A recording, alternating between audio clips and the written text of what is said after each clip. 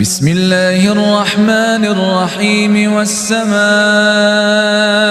ذات البروج واليوم الموعود وشاهد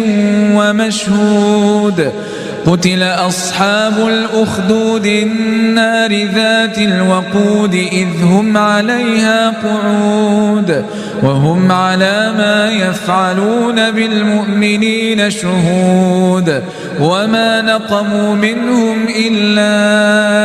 أن يؤمنوا بالله العزيز الحميد الذي له ملك السماوات والأرض والله على كل شيء شهيد إن الذين فتنوا المؤمنين والمؤمنات ثم لم يتوبوا فلهم عذاب جهنم ولهم عذاب الحريق.